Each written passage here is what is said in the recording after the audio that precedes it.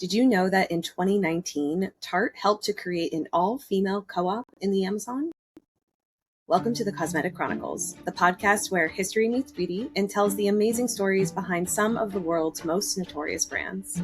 I'm your host, Sarah Carvalho, and I'm a beauty journalist who has been obsessed with makeup since my first swipe of mascara. In this episode, we're covering Tarte Cosmetics, the brand that started with a cheek stain in a one-bedroom apartment and turned it into one of the fastest growing cosmetics companies in the United States and globally. I am a little baffled and embarrassed to say, as I was getting this episode ready, that I actually do not own any Tarte Cosmetics products. I know about most of them, but I don't know why. I don't have any. I think I may have a long time ago had an Amazonian clay powder blush, but I don't remember anything about it. I think I probably got it in a color that intimidated me, so I most likely never used it. And now I'm like a blush fiend, and so I would love to try that again now that I understand blush and lean into it. But I am very familiar with the products and people's love for the products, but no, I've never tried Shape Tape Concealer. I've never tried their lip products, their mascaras. We're gonna get into all the products, but for Sarah's story, there's really not much for me, and I don't know how that happened. It's just sometimes some brands you're like, I know so much about them. You just kind of assume you have it or you have something by them. But for this episode, I thought it would be really fun. And I'll get a little bit more into it at the end when we talk about the products. But I thought it'd be fun if you pick what I should try. And I will put polls up in different places and things. And you can tell me what you think I should try. And then I will try that over on my Instagram later on this week. So it'll be a pretty quick poll, but I want to know what you want me to try and what you want to see me try. So that's my no Sarah story. But for now, let's go back to the beginning. Tarte Cosmetics was founded in 1999 by Maureen Kelly, who was then a PhD psychology student at Columbia University. And even though she wasn't technically a makeup artist, she was a self-described makeup junkie. Same. When she was 4, she performed makeovers on her Holly Hobby dolls. At 6, she created blush from shaving cream and red cough syrup. And as a teenager, she gifted little pots of homemade lip gloss for Christmas. And as an adult, she would say that she enjoyed getting her makeup done at the makeup counters and would leave with the products feeling really good, but then would be let down hours later or the next day when she didn't feel like she could replicate the same look at home. She also felt trapped between two options at the time. There was traditional prestige makeup that performed well, but were loaded with ingredients that she didn't love. And then there was also those early kind of natural beauty products that felt a little bit more medicinal, boring, or just not really fun aesthetically. Here's a quote I found from Maureen about that struggle that she felt in the late 90s. Quote, "Everything I found was full of unhealthy, icky stuff, and whether it was from a department store or one of the very few healthy makeup lines I could find, the packaging was so unglamorous that I hardly wanted to buy it, let alone take it out of my purse in public." End quote. So her idea was to create a clean makeup line that was easy to use, but also glamorous.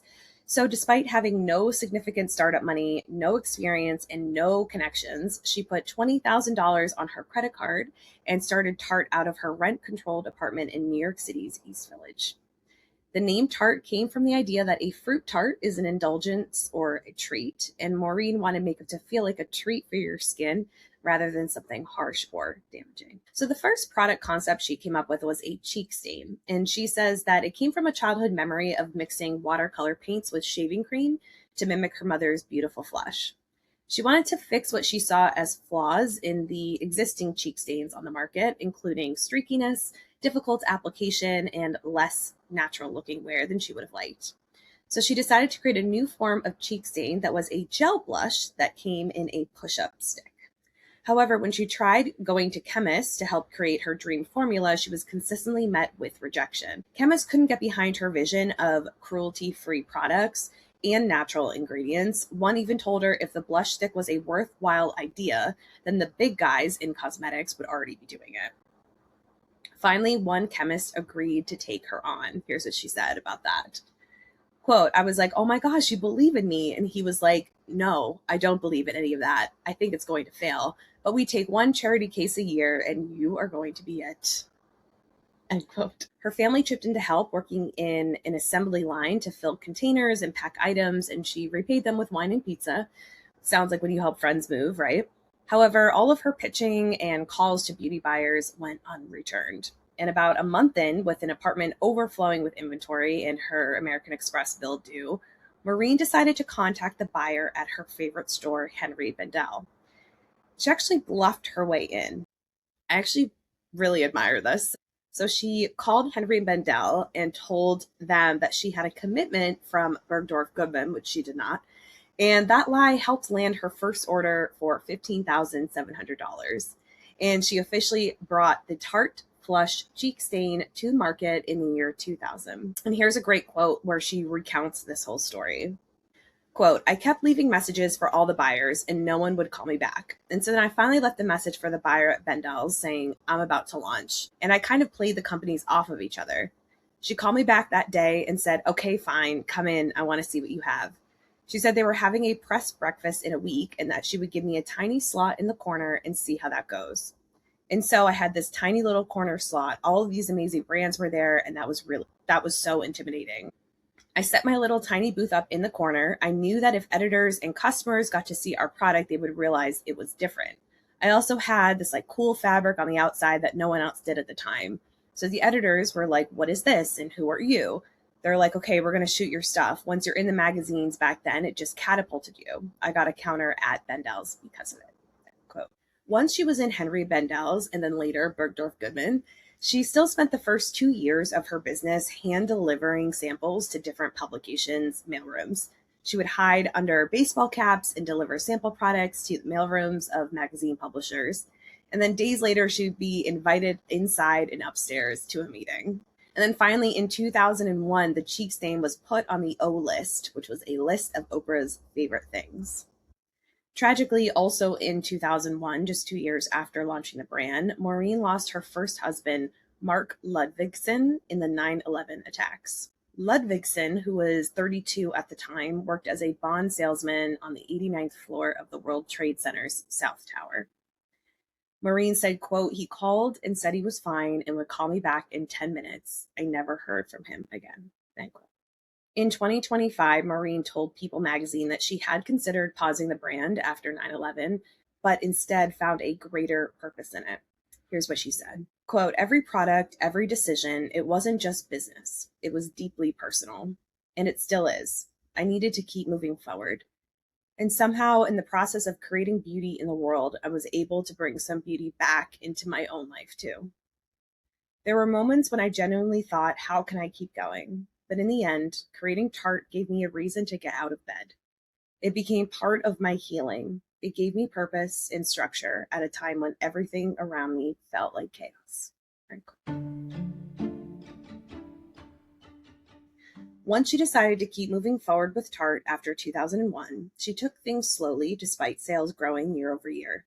She moved out of her apartment and into an office, and she declined offers from QVC and Sephora, thinking she couldn't handle the volume. She said, quote, I didn't want to overpromise and underdeliver. Once you burn a bridge, you don't get a second chance, end quote. However, in 2003, she decided to finally say yes to Sephora and officially entered their stores, legitimizing the brand and expanding it beyond just New York City makeup counters. Keep in mind that in 2003, Sephora in the US was still building its identity. It had entered the US in the late 1990s and was just becoming the destination for discovering beauty rather than traditional department store counters. Tarte getting in this early was a huge signal that it was unique and a product or a brand that people should pay attention to. Also, Tarte and Sephora had very similar positioning at the time. So in the early 2000s, the customer options were, aside from drugstore options, if you wanted glam prestige, high-end luxury, you went to the beauty counters. If you wanted something natural, you went to that niche health food store. But Tarte sat directly in the middle, so their pitch became, you shouldn't have to choose. And it fit right in with Sephora's offerings. They were kind of right there in the middle as well. Plus, Sephora's open sell environment mattered. So unlike department stores, at Sephora, customers are allowed to touch the products. They're allowed to swatch and swipe and, test it on themselves if you want. You could experiment. And you can also discover other brands. They kind of were always offering something new, so it wasn't the same four brands that you saw at the counters. So Tarte's cheek stains began being tested in person and really benefited from that. People could see how well they could use the product themselves, how easy it was to use, and not just having a counter artist put it on you, but being able to put it on yourself and seeing how easy it was to use and knowing that they could go home and replicate it over and over again. So Tarte's success at Sephora led Maureen to also finally saying yes to QVC in 2005. And with this new partnership, she didn't just bring in the cheeks, she also brought eyes. So the brand released their newest innovation on QVC called the Lights Camera Lashes Mascara. If you're a Tarte fan, this probably sounds very familiar. It's called the Push-Up Bra for your lashes. It's a 4-in-1 mascara that volumizes, lengthens, curls, and conditions. Now, this exploded in popularity really quickly, becoming one of the top-selling products on QVC. And I think there's a reason for that, aside from the fact that the product performed really well. But the nature of QVC matters here. So unlike ads, whether it's a static ad in a magazine or a commercial, having live TV or recorded television of real people trying the products provides the perfect environment for viewers to see the product work in action without needing to try it themselves. Plus, Maureen herself could introduce herself, tell her story, introduce the brand, explain the product, create a human behind the name of Tarte, and also could educate viewers about the clean ingredients she used to make this mascara. So think of it this way. Sephora made Tarte accessible outside of just New York City, and QVC gave Tarte a voice. 3 years later, the brand was soaring. So by 2010, while the $35.5 billion cosmetics industry was starting to see retracting sales, thanks to that good old recession we had, Tarte actually saw a 50% increase in their sales, up to $35.7 million in retail sales. So they caught the attention of Ulta and officially entered their then 390 stores that same year, 2010. Then in 2011, I think one of the biggest Tarte moments happened for the brand, their creation of their Amazonian clay collection. So before Amazonian clay, I would say Tarte's identity was mostly natural ingredients. We use natural ingredients, we're cruelty-free, all that good stuff. But after Amazonian clay, they kind of were at their proprietary ingredient level, right? They had a particular ingredient that people would know them for now. It gave Tarte a signature ingredient language. So people could say, oh, that's the Amazonian clay brand. So the story behind the Amazonian clay was this. Maureen was on an eco vacation in Brazil in 2008, and she noticed the skin and hands of the local women and asked their secret to their youthful and soft skin. They pulled the clay from the riverbank, told her that this was it, and sent her home with a jar of it. So the nutrient-rich clay balances the skin and neutralizes complexion, so it works great for all skin types. And their first product with this new ingredient was released in 2011, the Amazonian Clay Blush. This is the one that I think I had, but I don't recall. When you think you've seen a movie because you've seen so many clips from it that you're like, oh, I've seen it. And you're like, no, I actually haven't. It's just been like osmosis into my brain. I feel like, did this clay blush actually belong to me, or did I just see so many people with it that I thought it was mine? Either way, this clay blush gave users a fade-free, flawless finish for 12 hours. With the help of a push from QVC, this blush line became incredibly popular, incredibly popular, and Tarte started rolling out additional clay products at a rapid speed. Summer of 2011 saw the following products released under this line: the Smooth Operator Amazonian Clay Finishing Powder, the Emphasize Amazonian Clay Waterproof Eyeliner Pots, the Amazonian Clay Foundation, which we'll come back to later, and two QVC exclusives, the Amazon Clay Waterproof Eyeliner Duo and the Waterproof Shadow Pots. So 2011 was a really big year.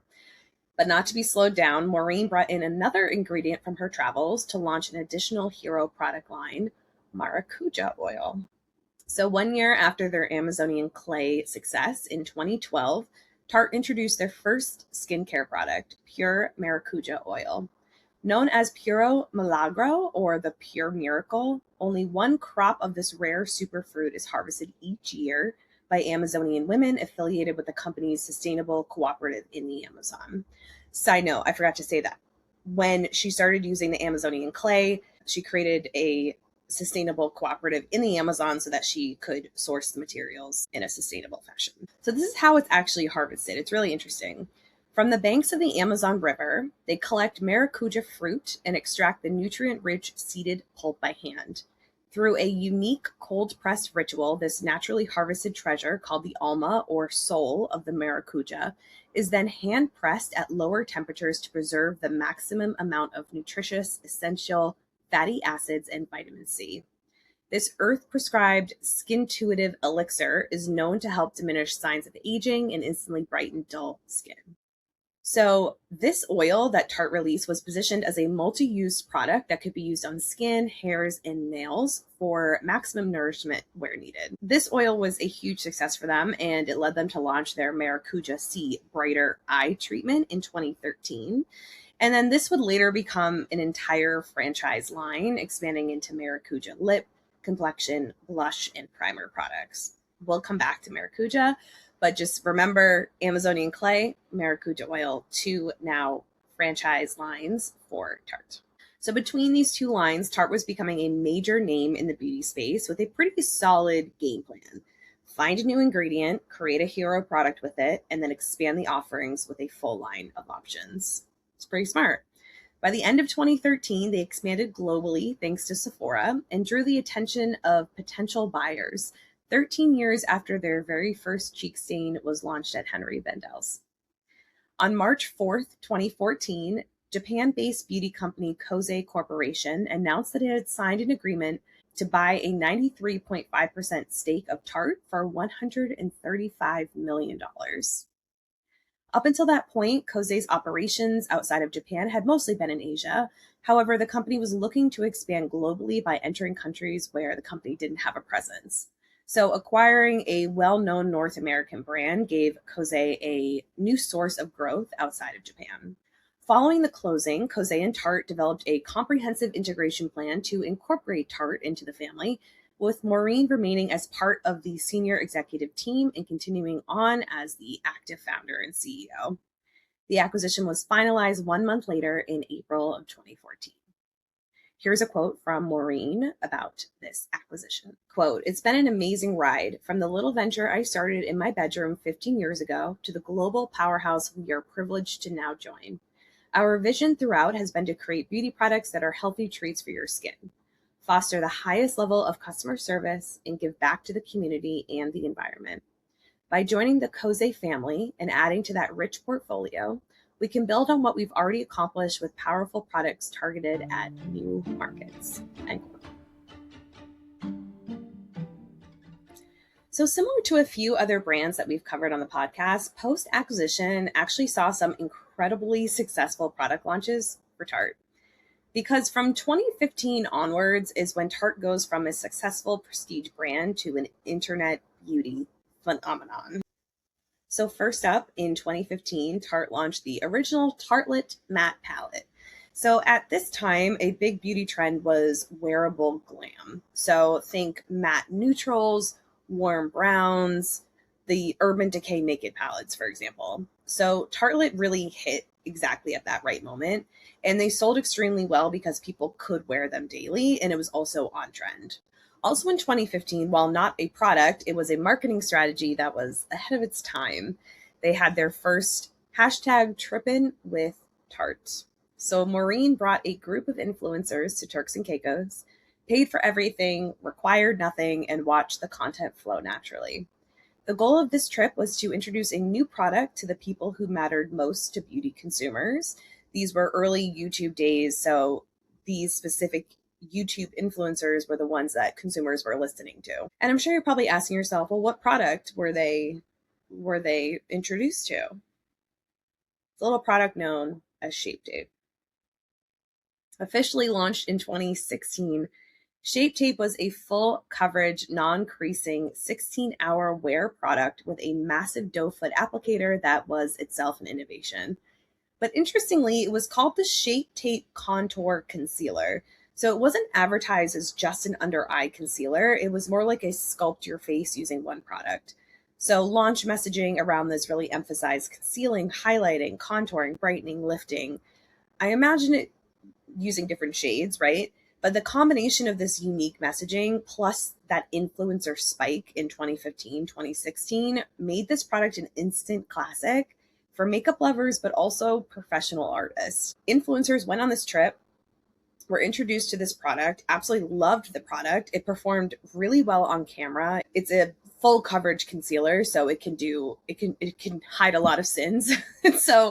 And at that time the makeup was very full beat, full glam kind of thing. And so they absolutely loved this product. And again, makeup artists really enjoyed it as well. I'll be honest, I always stayed away from this because I associate it with heavy makeup, but I may be convinced after doing research for this episode. But at the time, the influencers absolutely loved it and made it whatever was viral in 2015, probably YouTube viral. They did it. They got this Shape Tape era started. This was such a big hit that it actually sold out incredibly fast. And I found an article from December 2016 where the whole article was just about them restocking this Shape Tape concealer, and that the brand had to add a 2 product per person limit to the restock. That's how wild people were going over this concealer. So of course, since Tarte has been down this road before, they knew that they needed to start adding new products to the Shape Tape family. But unlike the Maracuja and Amazonian clay lines, where they added things pretty quickly after the original launch, they waited a few years before they decided to launch their Shape Tape foundation. But the launch of this was not as smooth as expected.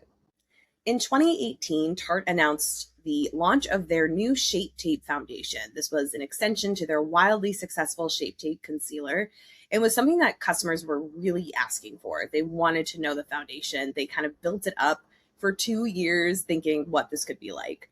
So the launch would come in 2 different finishes, hydrating and matte. However, when the launch was first announced and they came out with the photos of the swatches, there was a ton of criticism around their lack of diverse shades. And honestly, based on the photos, it is pretty bad. Like, it's not great. It initially launched with 15 shades. 13 of them were light-skinned options, 5 of which could probably match me. So there isn't a lot of range, let's just say. So you have to keep in mind, this is a year after the Fenty foundation launch. And there is a split, the before Fenty and after Fenty era in the beauty industry, where expectations around shade ranges, inclusivity, all of that increased because they're like, it can be done. So now there's really no excuse not to do it.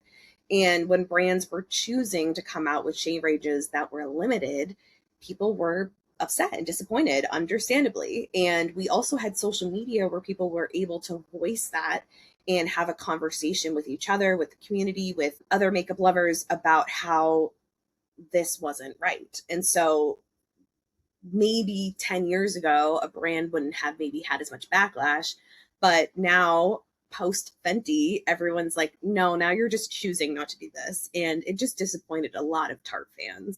In response to the backlash, Tarte had quietly confirmed they would be releasing 10 more inclusive colors as soon as possible, bringing the total options up to 25.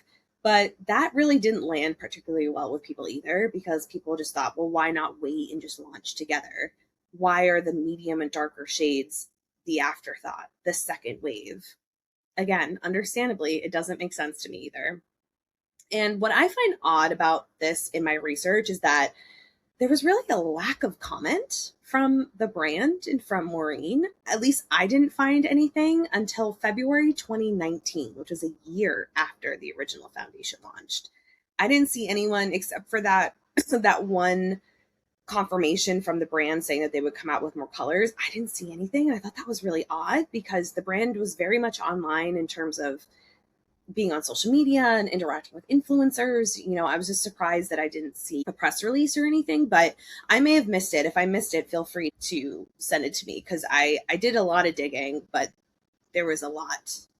There was a lot of research in this episode, so maybe I missed it. But what I did find was a February 2019 Allure article where Maureen was introducing a new foundation that was called Face Tape.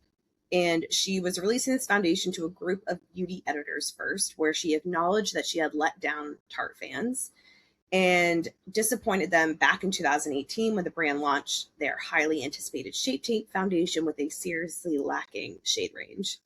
So to make up for it, Tarte decided to take the 25 shade Shape Tape foundation off the shelves and replace it with a new 50 shade Face Tape foundation. So Maureen had said in this article that Tarte is basically pressing the redo button and doing what it can to make amends for underrepresenting its customers. In addition to the new Face Tape foundation being available in 50 shades, the relaunch also included that new name, plus a new formula, new packaging, and a pump instead of a doe foot applicator, which the original foundation had. Maureen said that she based the shade selections on real people and the comments she saw on social media. She also asked makeup artists who worked with Tarte which shades they were missing when they were out in the field. Here's a quote I found from that 2019 article. Quote, "That wasn't the right way to release that foundation. This was so disappointing. We were moving so fast and doing so much. It was like, God, how did we miss the mark so badly? Sometimes you just have to press the reset button. Once you disappoint someone so deeply, you just have to start over. It's about doing the right thing. Regardless of how much it was selling or regardless of how many shades we added to it, it didn't erase how it started." End quote. Along with this foundation relaunch, Tarte also expanded its shade offerings across 4 of its most popular foundations and concealers. So with their Amazonian Clay foundation, which was a big hit for them, they expanded to 40 shades with 5 undertones instead of the original 4 undertones. Their Shape Tape concealer expanded from 14 to 30 shades. Their creaseless concealer expanded with 16 new shades, making it available in a grand total of 30 shades. In a way, this one controversy really triggered a whole complexion-wide rebuild for the brand. And then I'd say from 2019 to 2021, the beauty industry shifted from long-form, full-beat YouTube tutorials to quick TikTok reviews and no makeup. And so with that, Tarte decided to bring back in their Skin First Maracuja oil and enhance it for that kind of skin makeup hybrid that was all the rage during this time. That no makeup was because skincare was starting to be infused in makeup. That's why we all have hyaluronic acid in all of our foundations and all that good stuff. That all started around this time. So they brought back Maracuja oil and specifically launched the Maracuja Juicy Lip line. And this became one of Tarte's biggest recent successes, including nailing that all-important TikTok virality. They got TikTok viral with, I think, specifically the Juicy Lip Plump. But I think a lot of these formulas people over on the TikToks really enjoy. So these Juicy Lip products expanded into the lip balm, a gloss, a plumping formula, oils, and different color hybrids. And because of that, Maracuja went beyond skincare and became an aesthetic that leaned into hydrations, shine, comfort, and easy beauty. Basically an option for people who didn't want the full glam. So now Tarte was having options for people. They had the Shape Tape for people that still wanted that full coverage, even if we were in a different trend. Doesn't mean you have to listen to it, right? If you love a full beat, do a full beat. But they had this other option to be a little bit more skincare makeup hybrid if you were looking for something a little bit softer, a little bit lighter. And pulling on that old nostalgia string in 2022, Tarte brought back their OG cheek stain since creamy and dewy formulas were really back in full swing. So the stains in 2022 came in the shades Flush, which is a red berry, Tipsy, which was a pink tinged coral, and Exposed, a luminous bronze. The packaging was updated, but the formula was exactly the same as the original. And as a nod to those early days of getting Tarte off the ground and in honor of Women's History Month, Cheek Stain was relaunched in conjunction with a grant program called Shape Your Future. Through it, the brand awarded 30 entrepreneurs grants of $5,000 each to help grow their small businesses. I'm so bummed I didn't know about this. I say this in every episode. I'm always like, I wish I had paid attention. I don't know what I was doing. What was 2022? No one remembers, but they're no longer available. And then also in 2022, they started really expanding on that Shape Tape family. So they had their Shape Tape concealer. They had the newer Face Tape foundation. They had also previously come out with a Shape Tape setting powder and a setting spray. But in 2022, they came out with a Sculpt Tape. And in 2023, it was a blush tape. So these were kind of the sponge applicators where you can just kind of sponge on your face and then blur it in. Liquid, I'd say. And then in 2025, Tarte launched their first ever Shape Tape Stick complexion product. This was called the Shape Tape Blur Stick. And this was positioned as extending that Shape Tape franchise, but into a more portable, simplified complexion format. So it was kind of their way of making Shape Tape, again, maybe a little more accessible if you were like me and a little afraid of the concealer. And it was just making it a little bit simpler and easier. And now the full Shape Tape lineup includes primers, various finishes in the concealer, so like hydrating, glowy, all that stuff, color correctors, highlighter, glow powder, and blushes. And that leads us up to today. What began as a single cheek stain in a New York City apartment has become a company built around a handful of enduring franchises. Shape Tape, Maracuja, Amazonian Clay, and Tartelets are evergreen systems. They're proven to work throughout many different beauty trends as they come and go throughout the years. But they also aren't afraid to expand with the trends. So while the 2010s were all about full coverage, sculpted faces, current beauty trends tend to lean more towards ease, softness, and skin first routines. And you can see that shift directly in how Tarte speaks now. So even Shape Tape, which was once defined by the intensity and coverage of that original launch, has evolved into softer extensions like ultra creamy formulas and stick formats designed for more simple looks. And all of that at the same time, Tarte has become deeply intertwined with social media as a distribution channel. So it's not just marketing for them, it's a big part of their distribution strategy as well. And for brands, influencer trips, having to have rapid viral cycles, all of that now carries as much weight as a traditional retail discovery did at Sephora QVC. And the brand really helps shape that ecosystem early of the influencer trip and TikTok virality, but now it has to depend on it to maintain relevance in a beauty space that really does move faster than ever. I blink and it's a new trend. So I think where Tarte stands now is in that place of, I don't know, a very secure place, in my opinion. They still are very anchored in their founder-led identity. Maureen is very much the face of the brand. She talks to customers and she's chatting with influencers. She's very involved, and I think having that face of the brand from the beginning it creates a lot of trust with consumers, and it's recognizable, it's comforting. People know what they're going to get from Tarte. So I think there's something very strong in that kind of stability, and you get that with time, right? The brand's been around now for technically 27 years, and so they've built that loyalty. And they also create hero products that are recognizable, but also repeatable. If you love their mascara, you're going to keep buying their mascara. If you love their Shape Tape concealer, you are going to keep buying it. Like they create these repeatable purchase products that, as long as they don't change them, I think that they're always going to be fan favorites.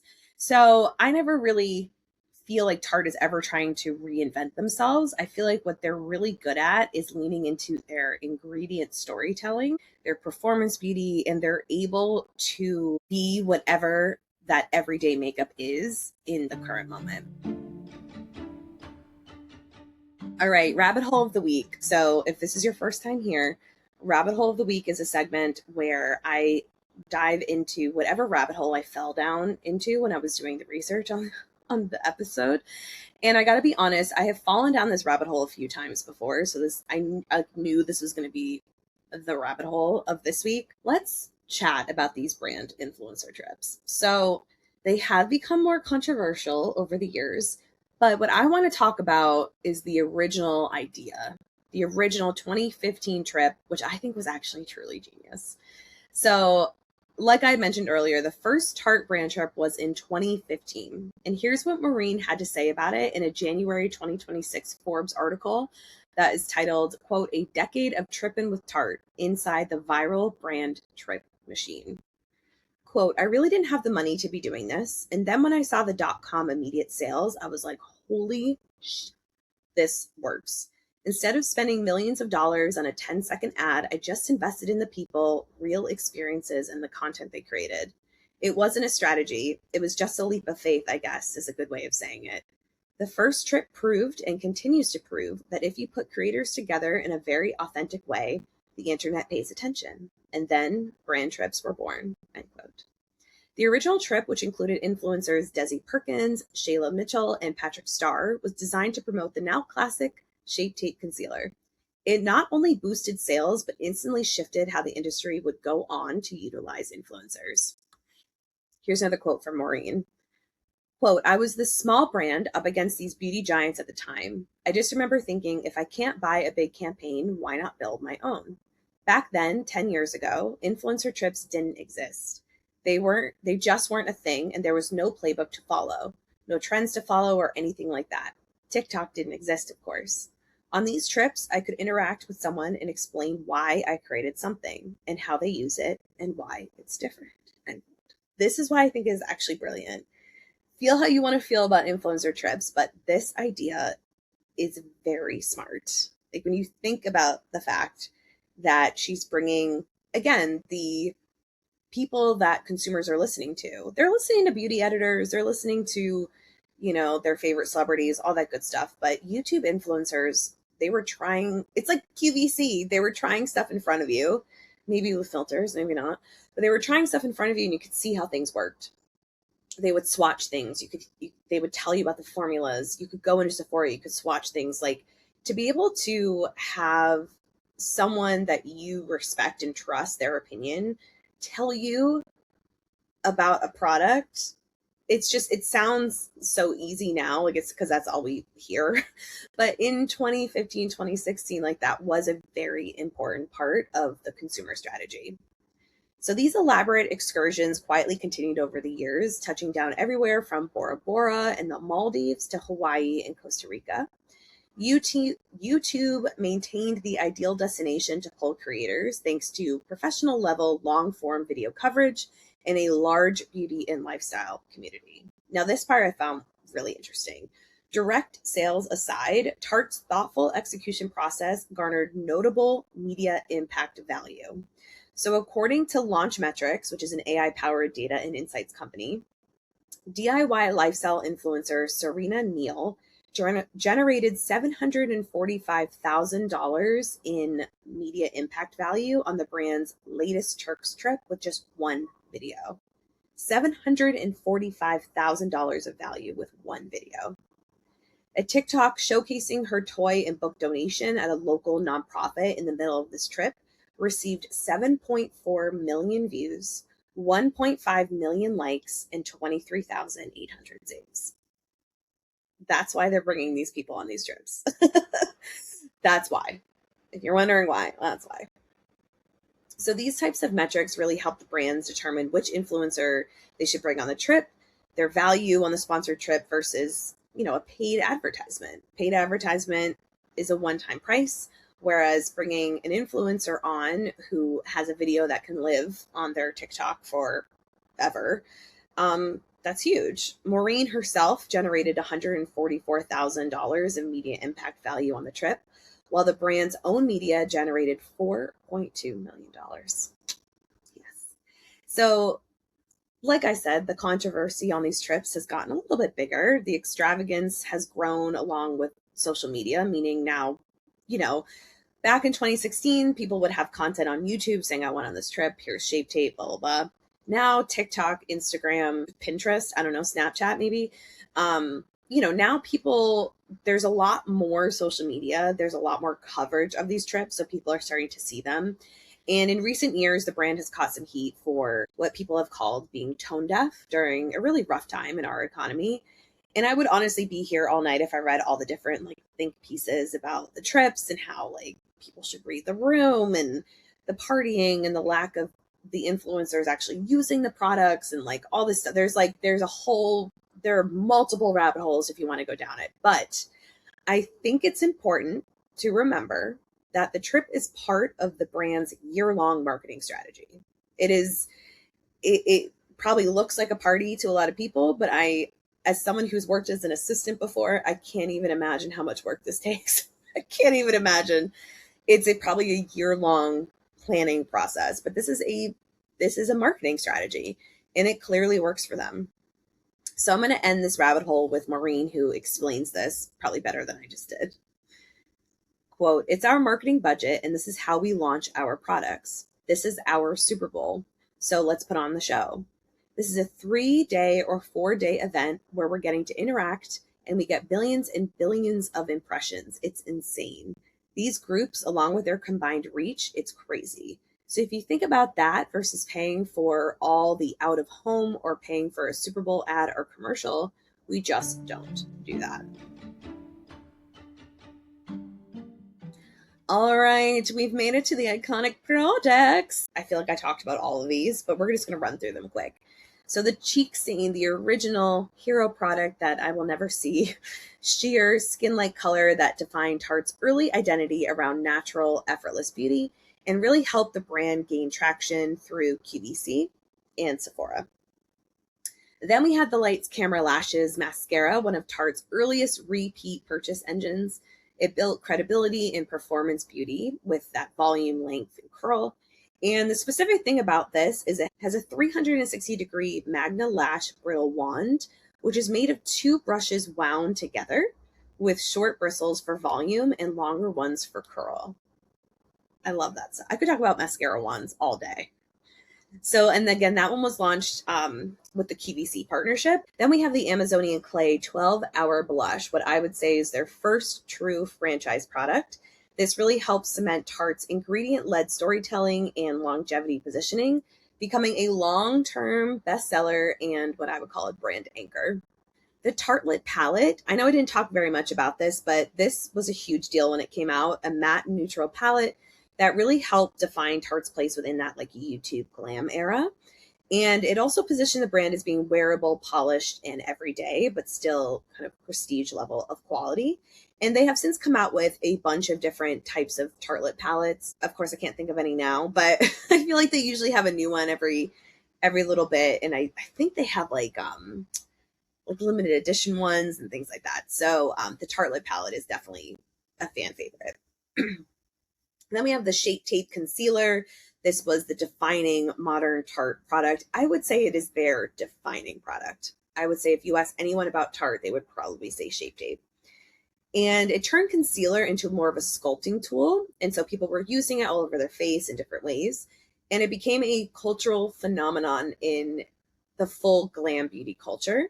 And like I said, it's still the product that I would consider most associated with the brand today. And it comes now in a bunch of different formulas and formats, so you don't always have to do the full matte coverage, or sorry, the full coverage. And I didn't talk much about the mascaras aside from the Lights Camera Action, so I want to take a brief moment to talk about 2 in particular. The Man Eater Mascara, this was kind of a more dramatic evolution of their lash product, so a little bit more dramatic than Lights Camera Action. The molded brush has over 500 bristles to coat and separate each lash, delivering instant length, volume, and curl for a look that rivals false lashes. Okay. And then they came out with their Tartelette Tubing Mascara. And if you've heard me talk before about how much I love a tubing mascara, basically it creates these little tubes around your lashes. And then when you go to wash it off, you can just kind of rub them off with some warm water and you don't get any smudging, any flakes, any raccoon eyes, none of that stuff. So they created the Tartelette Tubing Mascara. And again, this was kind of in response to the trend of tubing mascaras where people wanted more lightweight, long wear, Easy Removal Mascara. This was also named one of the best mascaras of 2025 by Oprah's Beauty Award. And then we got the Shape Tape Foundation, later known as Face Tape, and this was their first expansion of the Shape Tape franchise into complexion. And they've later expanded the Shape Tape family to a million other products as well. And then we have the Maracuja oil, which eventually led into the Maracuja Juicy Lip line. This is a great example of their evolution ability, their capability of moving from skincare to a skincare meets makeup product line. And again, this is one of their popular evergreen franchises that also continues to evolve based on the beauty trends of the time. Okay, so like I said in the beginning, I'm going to have you pick what I should try from Tarte this week. Now that you've heard this very long episode, you know more about the products, you know more about the ingredients. I am so curious to know what you think I should try for the first time. Here are the options. I'm going to have 4 options to make it nice and easy. The Amazonian Clay Powder Blush. I know that I said I may have owned this, but I have no recollection, so I'm going to consider it the first time that I'm using it. The Shape Tape Concealer, a Maracuja Juicy Lip Product, and a mascara. I haven't decided the mascara. They all sound great. I want to try all of them, but I'm thinking the Lights Camera Action just because that was their first one. So, but if you're like Sarah, you have to try the Man Eater one. You don't understand. It's my favorite. Put that in your comment. So how can you vote? Okay. If you're on Spotify or if you're watching this via Substack, I'll have a poll in the show notes. So you should be able to just hit one of them. If you're on any other podcast listening platform, just comment it. Totally fine. I'll also have a story up on my Instagram that will have a poll. YouTube, you can comment. You can also just comment on all these platforms. I'm just trying to make it as easy as possible, but it will be a very quick turnaround poll because I need to be able to buy it and then create an Instagram reel. So I got to do it all before the next episode comes around. So I'll probably only be live for about 3 days. And again, if you're like, I don't know where to put it, just put whatever one in the comments. You can also DM me on Instagram. You can email me. All of it is in the show notes in terms of how to contact me. So that's what we're going to do this week. I usually try to have a visual component somewhere on other socials. And this week, I really want you to be able to help me with that. So if it goes well, maybe we can do this again in the future. That would be super fun. I love not having to make a decision. So please help me make the decision. All right. And then just 2 fun facts here that I wanted to share before we end this episode. In 2017, Tarte founded Heart to Tarte, a nonprofit organization to help support causes like anti-cyberbullying, environmental and animal conservancy, disaster relief, and women's health initiatives. And then on January 12th of 2019, Tarte held International Shape Tape Day, with the 112 number being a symbol of the fact that one shape tape is sold every 12 seconds. Though, as of 2026, there's actually one tube sold every 4 seconds. So I will end this episode with a quote from co-founder and CEO Maureen Kelly. We believe in breaking down beauty boundaries, things we feel hold our confidence back, shattering stereotypes and being kind. We believe in high performance and natural. We believe in artistry and good for you ingredients. We never compromise when it comes to what we put on our skin, and neither should you. You shouldn't have to choose between beauty that works and beauty that's healthy. All right, so those were the Chronicles of Tarte. Let me know what you think of the brand. Leave me a comment. Let me know what I should try this week, but also let me know your thoughts and if there are any other products that you love that I didn't mention. Thank you for tuning in, and please remember to like, rate, share, subscribe, all that good stuff.